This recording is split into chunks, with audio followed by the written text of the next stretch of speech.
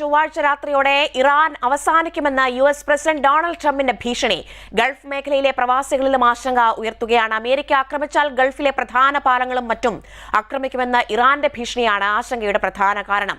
അതേസമയം സുരക്ഷാ കാരണങ്ങളാൽ ചൊവ്വാഴ്ച രാവിലെ സൗദി ബഹ്റൈൻ കോസ്വേ മണിക്കൂറുകളോളം അടച്ചിട്ടിരുന്നു. വിശദാംശങ്ങളുമായി ദുബായിൽ നിന്നും ഞങ്ങളുടെ middle east editorial head Elvis ചുമാർ നമ്മളോടൊപ്പം ചേരുകയാണ്. എൽവിസ്, ഈ ട്രംപിന്റെ പ്രഖ്യാപനം അതോടൊപ്പം തന്നെ ഇറാന്റെ പ്രതികരണം വലിയ ആശങ്കയാണോ ഗൾഫിൽ അത് സൃഷ്ടിക്കുന്നത്? മെഗാ മിഡിൽ ഈസ്റ്റിൽ നിർണായകമായ ചർച്ചകളും നീക്കങ്ങളും നടക്കുന്ന സുപ്രധാനമായ രാത്രിയാണിത്. ഹോർമുസ് കടലിടുക്ക് തുറക്കാൻ ഇറാനി അമേരിക്കൻ പ്രസിഡന്റ് ട്രംപ് നൽകിയ സമയം ബുധനാഴ്ച പുലർച്ചെ തീരുകയാണ്. അതായത് ഇന്ത്യൻ സമയം രാവിലെ 5:30 അവസാന സമയം. ദുബായിൽ പുലർച്ചെ 4 മണിക്ക് ഈ സമയം അവസാനിക്കും. അതിനാൽ ഇനിയുള്ള മണിക്കൂറുകൾ യുദ്ധം അവസാനിപ്പിക്കാനും മറ്റൊരിടത്ത് യുദ്ധം കടുപ്പിക്കാനുമുള്ള ചർച്ചകൾ നടക്കുന്നതായി വിവിധ വാർത്താ ഏജൻസികൾ റിപ്പോർട്ട് ചെയ്യുന്നു.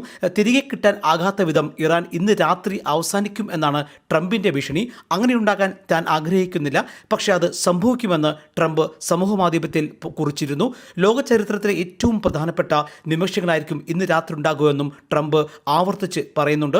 ഇങ്ങനെ അമേരിക്ക ആക്രമിച്ചാൽ മിഡിൽ ഈസ്റ്റിലെ പ്രത്യേകിച്ച് ഗൾഫിലെ പ്രധാനപ്പെട്ട പാലങ്ങളും മറ്റും ആക്രമിക്കുമെന്ന് ഇറാനും ഭീഷണി മുഴക്കിയിട്ടുണ്ട്. ഇതാണ് ഇപ്പോഴത്തെ ആശങ്ക ഉയർത്തുന്നത്. ഇതിൽ UAE-യിലെയും സൗദിയിലെയും പാലങ്ങളും കൃത്യമായി ഇറാൻ മാധ്യമങ്ങൾ ചൂണ്ടിക്കാട്ടുന്നു.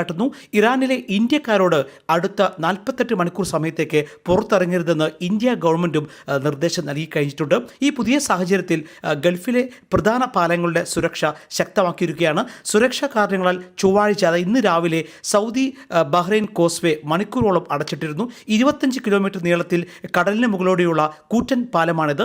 സൗദിയെയും ബഹ്റൈനെയും തമ്മിൽ ബന്ധിപ്പിക്കുന്ന വലിയ പാലമാണിത്. നേരത്തെ ഞാനും ജയ്ഹിന്ദ് TVയുടെ ക്യാമറമാനും ബഹ്റൈനിൽ യുദ്ധസമയത്ത് കുടുങ്ങിയപ്പോൾ ഈ പാലം വഴിയാണ് സൗദിയിലേക്ക് അതിർത്തി കടന്ന് നമ്മൾ ദുബായിൽ എത്തിയത്. അതുപോലെ നിരവധി പേർ അതിർത്തി കടക്കാൻ ഉപയോഗിക്കുന്ന പാലമാണ് ചൊവ്വാഴ്ച താൽക്കാലികമായി അടയ്ക്കുകയും പിന്നീട് തുറക്കുകയും ചെയ്തത്.